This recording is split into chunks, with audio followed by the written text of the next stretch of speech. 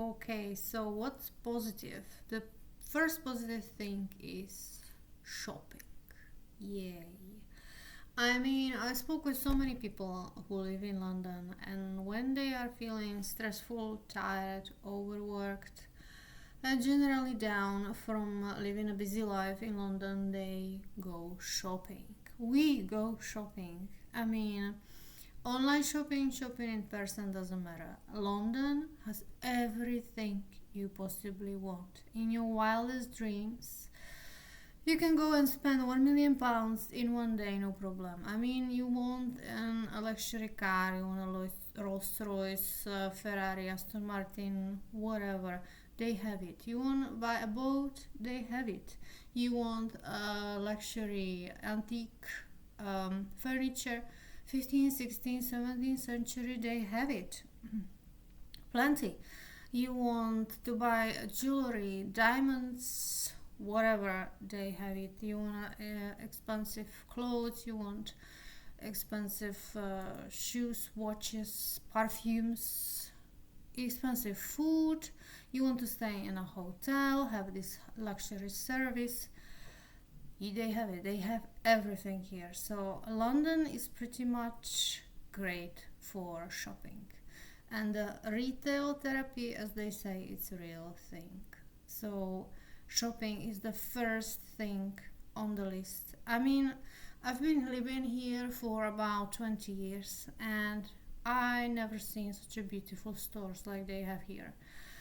Stores made of wood, like a Liberty, for example, or Fortnum Mason, with carpets on the floor and painted walls and paintings on the walls and beautiful luxury products and the packaging. Yep, shopping is definitely number one. It's strong one. The other good thing, the other positive thing I would say to all people outside of London, if you have a good job, you have a good salary, then you are probably happy. Generally, probably. Even if you're probably gonna be working hard and it's not gonna be for free, unless of course you are some IT. These people are basically paid for what they know, not what they are currently working on. So they might have some less busy days and be paid quite a large amount of money for doing nothing. But for other people who work other jobs, if you have a good one, you can have pretty good salary and comfortable life. So the negative thing would be probably that you are working hard, office hours plus some overtime if they need it. Plus you're gonna be traveling, so approximately put 1 hour before you start work and 1 hour after work. But still, money can buy a lot here. So if you have a good job and a good salary, then you are fine. Third, what did I put on third? Yes, people's attitude. Generally you can say that people in the UK are polite people.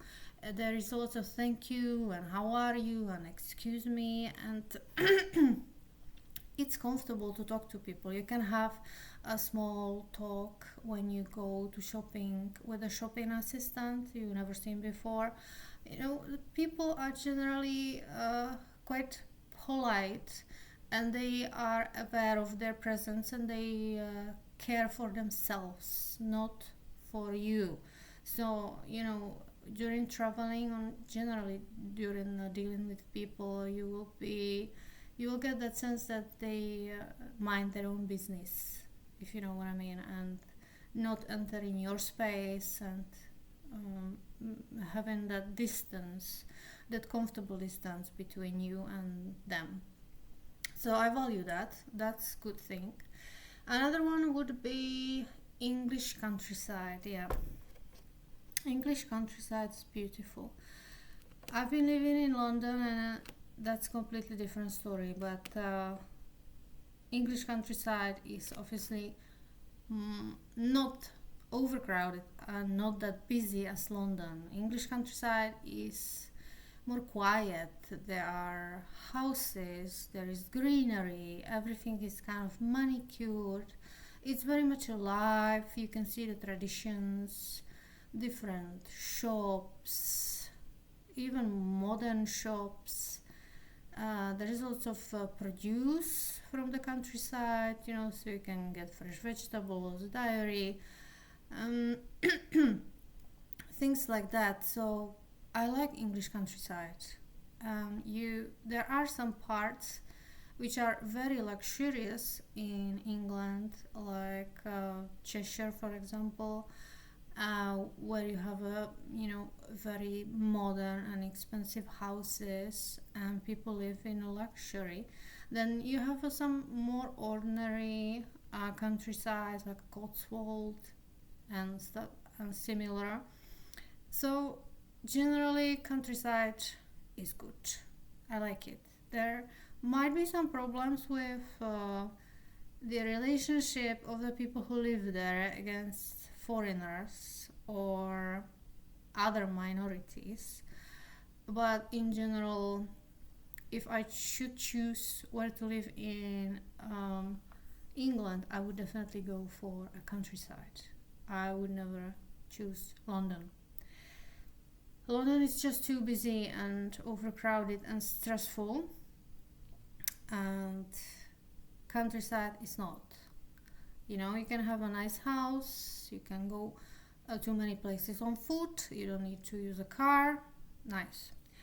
So my fifth positive, I don't believe that we are already on fifth, is yes, the country of opportunities. So when I came to England, I think that this was more country of opportunities than it is today. Of course, for some people, it still be a huge opportunity to better themselves and get a nice job and good pay and live a more comfortable life. Not necessarily for myself right now, but I think it was when I came, it was an opportunity, huge opportunity for me to study. I mean, there is no problem here to start study when you are, let's say, 30 years old. You can enroll yourself into the university. You don't have to do some exam. Let's say the Open University, you go, you enroll yourself. If you are up to it, you pass, you get your degree. If you are not, you will have to drop. So that's good, you don't have to stress yourself out. If you want to change your career, you can do it. You can go to university, try to change your career and try to get yourself some new education. You don't have limits. That's good. Opportunities to, of course, broaden up your horizons and get more international experience. Yeah, I would say it's the most positive, probably. So these are five positives, huge positives, and one extra, that's important one, is what I got from being in the UK is it changed my mentality. So what does it mean is I became an English lady, English woman as well. So I am from Czech Republic, so obviously my mentality from childhood is Czech. But as I've been living here for such a long time, I started to think like an English person. For example, I am not that interested what other people have or what other people necessarily do, like people in Czech Republic are, the neighbor's grass is greener, you know what I mean? I'm not like that anymore. It's just changed my way of thinking, and I really appreciate that. So these are like 6 good, strong, positive things which I really appreciate on England, and yeah, I feel enriched and I become one more extra person. And not just Czech but also English. Now, let's go to negativity. Let's see what's negative here. And there are a few things, unfortunately. Yeah. So the first one, the first one is quite sad, actually. The first one is like, I've told you I've been living here for 20 years. That's a long time. So I know what I'm talking about when I say that still, after 20 years, it doesn't feel like home. Yeah, it's sad. It just doesn't. I don't know why. I spoke with other people who are foreigners here as well, of course. During 20 years, I spoke with so many, and I've heard that some people have it even worse. Some people do not feel here at home, and when they go back home, they don't feel home over there either. So that's different from me. I don't feel home here, but if I go back home, I do actually feel at home back home, if you know what I mean. So it's very sad. I know many people who are foreigners like me and who settled down here, bought properties and working here and planning to live their life here and stay here, but at the same time they still do not feel this is their home. So basically they're kind of culturally and mentally homeless, if you know what I mean. And that's probably because, I don't know, it's different culture, different way of thinking, different things. Like, for example, for me, even after such a long time, I still don't know all English names.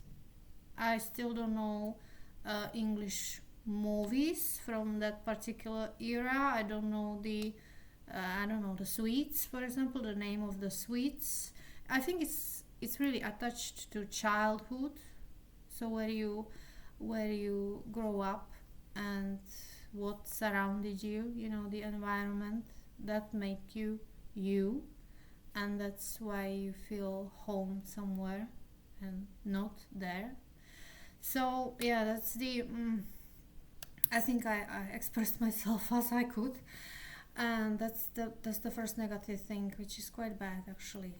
It's sad, especially for people who do not feel home anywhere. So difficult. The other negative thing is it's the constantly. I mean, this is horrible. I absolutely hate traveling in London. Of course, like many people work in the center, so there is a center that's like a zone 0 or zone 1, and then there are zone 2, zone 3, 4, 5, 6, and most of the people live around 5 or somewhere like that, and that's like 1 hour travel for sure, by train, by bus, maybe even longer. It can go up to 2 hours if you change buses, and then by car it would be like 30 minutes. So every time I had to go to center, it's a long time, and then on the top of that is extremely busy. So constantly you're surrounded by people. You cannot sit down. Even if you feel unwell, there is no way you're gonna sit down. You are pushed. You are feeling uncomfortable. Most of the time when I was traveling, for example, to university, I was traveling in the morning during a rush hour where everybody was going somewhere, needed to somewhere to be at 9 o'clock. That's the rush hour in the morning. And then another rush hour around 5. So 9 o'clock, carrying those heavy textbooks, first attempt I didn't manage to go to the train, it was too full. Second attempt, I had to squeeze myself. Then obviously you are standing like kind of in this kind of weird position, holding the rail. You don't even stand straight, then you have to move with the train. You need to hold, it's uncomfortable. Some lines are so noisy. There's just people are everywhere. When you leave your home, if you need to go to an elevator, there's gonna be definitely a lot of people already waiting for an elevator. Then you go to the platform, a line of people on the platform pushing. Everybody wants to go to the train. Then on the train, again, you are surrounded by people. You don't stand straight, even you don't stand comfortably, and then you have to travel such a long time in a badly ventilated tube. It's horrible. I absolutely hate it. So the third thing, let's leave the traveling. Not even talking about buses. Let's talk about the third negative thing is the cost of living. Yes, the cost of living, especially after COVID, went up a lot. I mean, properties in London, most of the people cannot afford it, or cannot afford at least 3-bedroom apartment, maybe 1 bedroom with their average salaries. Many people actually are leaving London and going a little bit outside of London, hoping that they can travel to work by car or by train. Well, it's still a lot of money, and the mortgage is of course for the rest of your life. So you have to work and you have to travel, and maybe you won't feel you even won't feel like at home still. So that's horrible. The cost of living is not just properties, it goes for food as well. I've seen it 1,000 times now. What used to be £1, now it's £1.40, and that goes for everything. Or I'll give you like a quite silly example, but I bought let's say a wooden calendar for Christmas from Fortnum & Mason. That cost me £90 prior COVID, and I've seen it after Christmas. They actually had a sale and they were selling this for £45. Now after COVID, that exactly the same wooden advent calendar costs £135. That is basically 50% up, and that's nothing unusual.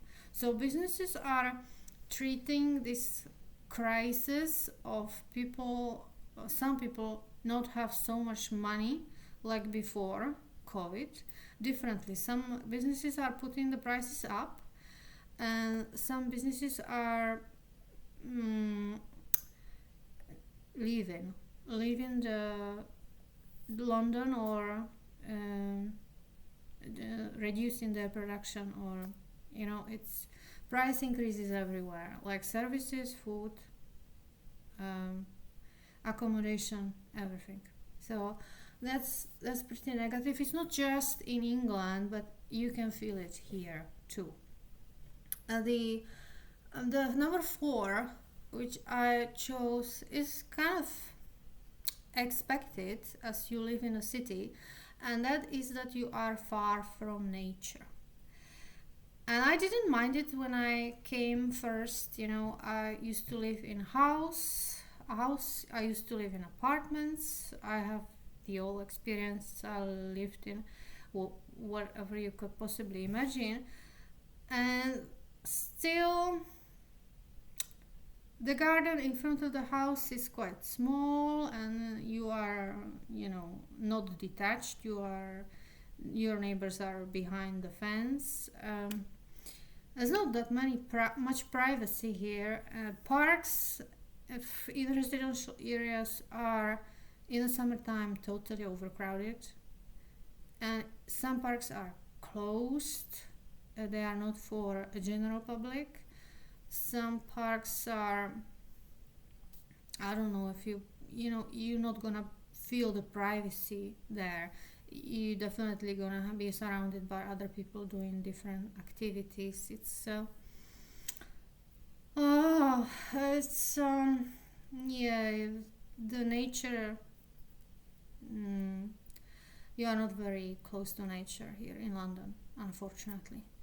That goes for everything. I mean, yeah. I don't know what else to say. I've seen some program about a millionaire, a person who has literally a lot of money, and they were living in a Mayfair, which is a luxury district in London. Okay, and what is happening? Mayfair is not that large, so all those people are living in kind of like a narrowish house, which has a ground floor definitely. In a ground floor, you might have some exercising place or something like that. Then you have a main floor entrance, and then you have maybe first, second, or even third floor. And he had absolutely everything luxurious in that apartment. He had the most expensive mirror, the most expensive marble, the handles were gold plated, everything the most possibly expensive, but his place for a garden was so small. And when he went there, the people from other surrounding places, they could see what he was actually doing on that garden. So the privacy, zero. Yeah, absolutely ridiculous. I would never live in London if I would have that amount of money. I would definitely choose countryside. As I mentioned before, countrysides are beautiful here, and you can find a beautiful large house for that kind of money. I would never live in London. Yeah. So that's another one. And number five, number five is also sad one. Negative. Number five is food, and really, I mean, English food. They didn't spend much time perfecting their English cuisine. English food is not. It's not very good. I mean, when I came here, I shortly worked in a bank as an assistant of providing food, so in a canteen basically. And I was surprised that these people working in a bank were coming down and asking me for a baked potato for lunch with beans on the top. I completely didn't get it. Why baked potato? And of course, then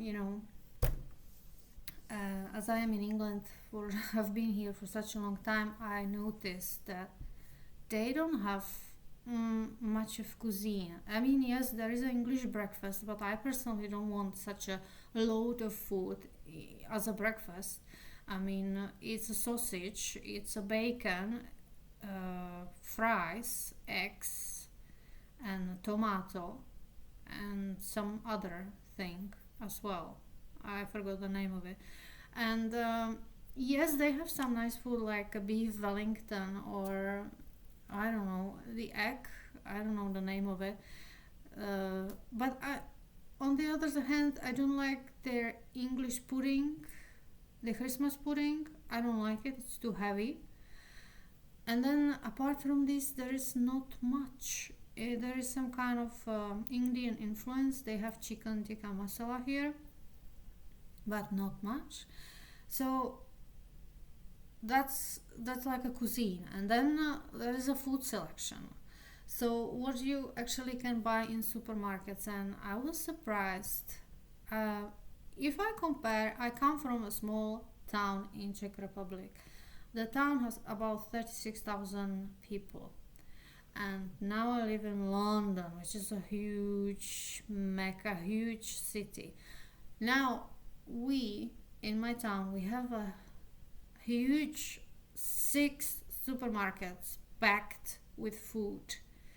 I mean, I went to the supermarket recently and there was a literally wall full of yogurts, only yogurts, and then another wall with another dairy like milks, cheeses, and another huge place full of salamis and meat section, and then another huge place with so much of a pastry, bread, sweet pastry, so much, so many kinds of different pastries and extremely good quality. Now I live in London.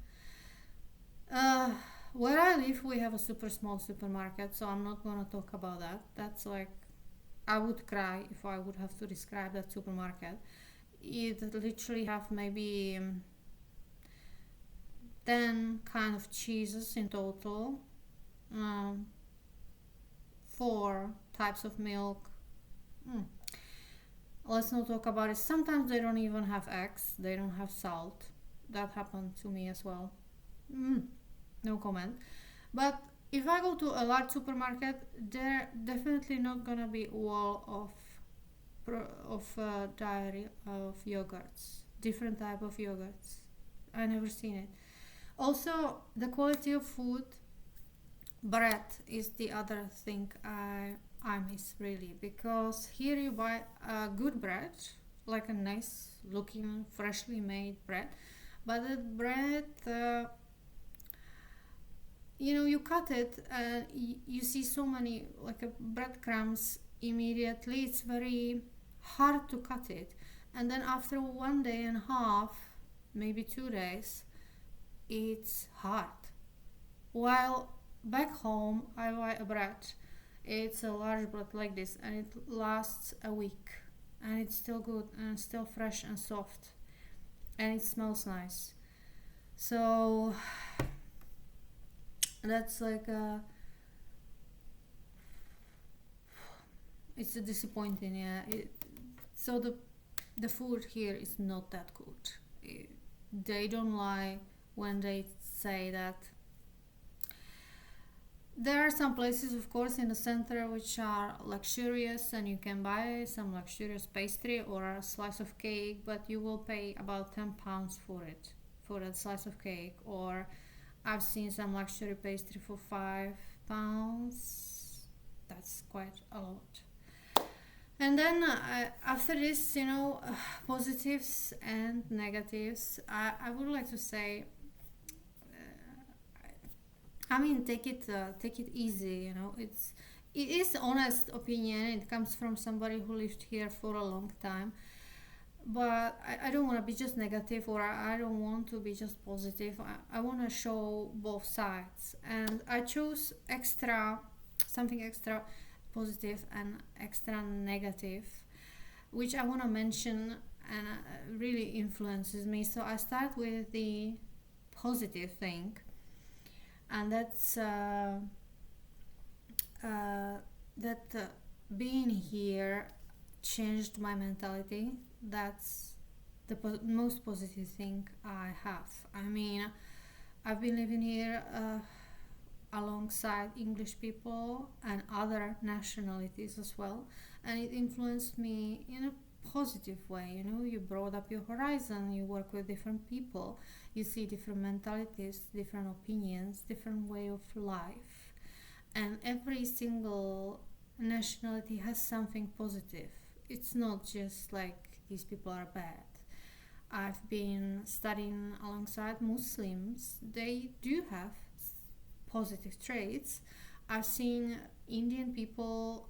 They have some things I don't like, but on the other hand, they are not conflict people. They are pretty peaceful, and they do not cause conflict, for example, in a work environment. So yes, that is a huge experience. So I feel like I am a Czech, but I'm also a little bit English, and I feel like when I come back home, I actually feel that they are lacking something, the people around me in Czech. They do possess some traits I don't really like, like picking up what your neighbor has and comparing how much you have, how much they have. The grass is always greener in your neighbor's garden, that kind of thing, and I don't have that anymore. I just concentrate on myself and trying to be happy by myself. So that kind of attitude and mentality and way of life, I really appreciate that I gain it here. And the other negative thing, and I'm sorry I have to say this, and it has to be the last thing I'm gonna say, but I have to say London is pricey, and I don't like how services are overpriced here. And I have to say that services, what I mean by that, I mean dentist, I mean hairdresser, and I mean cosmetic treatments, or cosmetic therapy, massages, laser treatments, whatever you need. As me, as a woman, that would be the three main I'm looking for. And I give you just example of the price difference between where I come from and here. So when I go, let's say, to a dentist here for a general hygiene, just a cleaning, I'll take the most expensive hygiene here, and I'll take exactly the same procedure, how much I pay back home. So here I pay, let's say, I've been to so many dentists, and the price range was from £80 to 220. So from £80 to 220, I can have my teeth cleaned.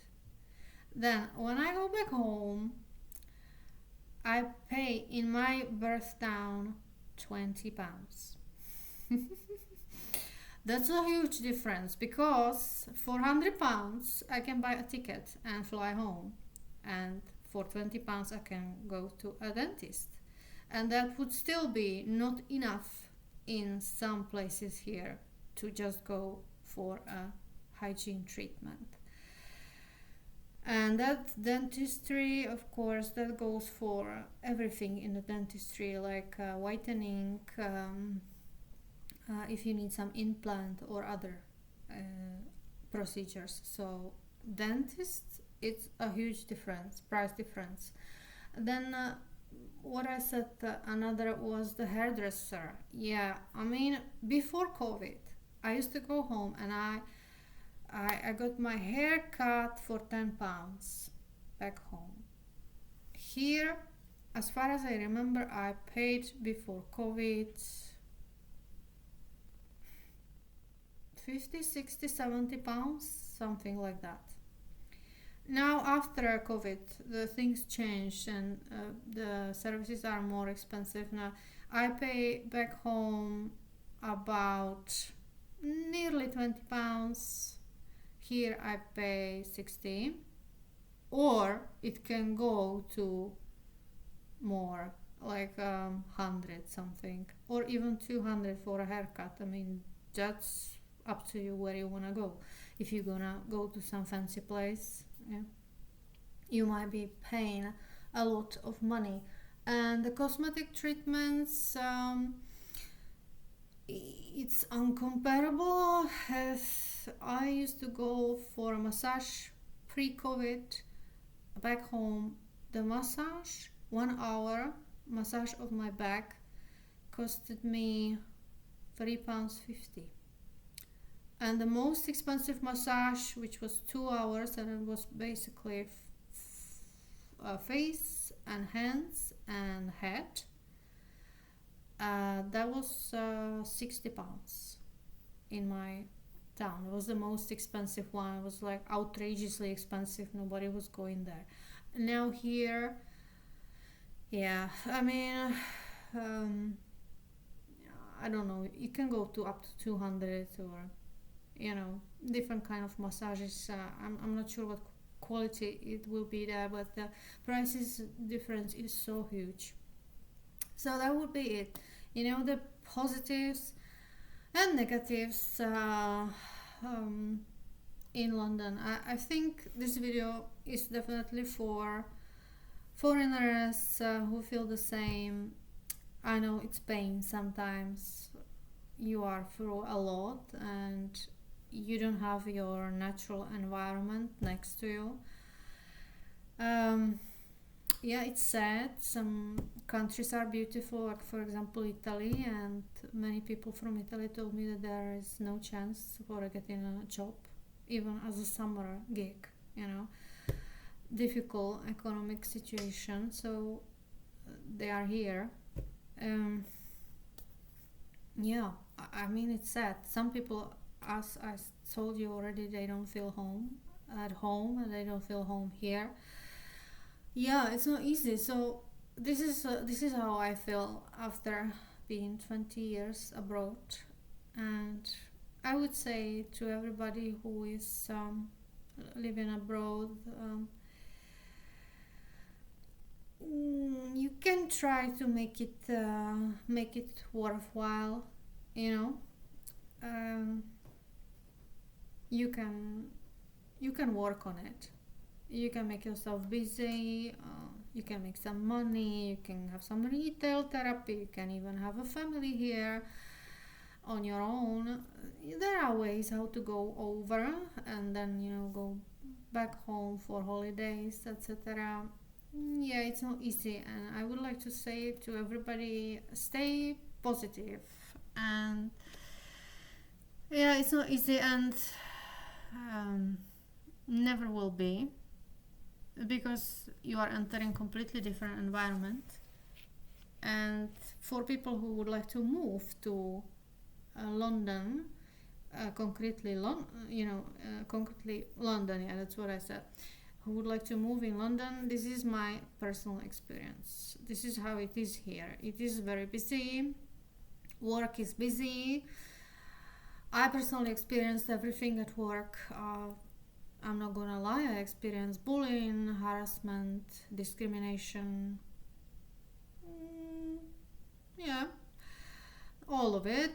I'm sure I would probably experience it back home as well. This is not just in this country, let's not be naive, right? But yes, it is here, and yes, it is tied to the opportunity to bully people from other countries, sometimes just because they don't speak very well English, you know. Sometimes because you have English management, which is not necessarily the most competent one, and they are in the management position just because they are English. Yes, I experienced that too. Um, on the other hand, they have unions here at work. You can start to look for a different job. It's a huge city with opportunities. If you've been working in certain field, let's say 5-6 years, it's a good chance that you will find some job opportunities in the similar field somewhere else, and some other company will give you a chance. It is a little bit more difficult for people who decide to change their career. So if you work somewhere, let's say past 10 years, and then you want to change your career or start working in different field, then that's the time you might experience quite a difficult time here, because many hiring managers are looking for somebody with years and years of experience, and entry level jobs are basically non-existent anymore. So yeah, that's now I'm going to to employment situation, which is also not really ideal here right now. But yeah, you know, it's up to you to decide how you approach. If you have some kind of problems, it's nice to surround yourself with people who you love, have a partner as as a your friend, and a person who will support you mentally. It's very difficult for a single person to live here. I really admire people who live alone abroad. That must be harder. So yeah, there are ways to go around it, and let's be positive, and let's finish on positive note. It's doable. It will enrich you. It will bring you new experiences, and when you come home, you might found yourself you have a huge advantage, and maybe you can go back home. uh, I hope everybody will find their right place where they will feel at home. And with that, I would say bye bye. Have a nice evening, and take care. Ciao.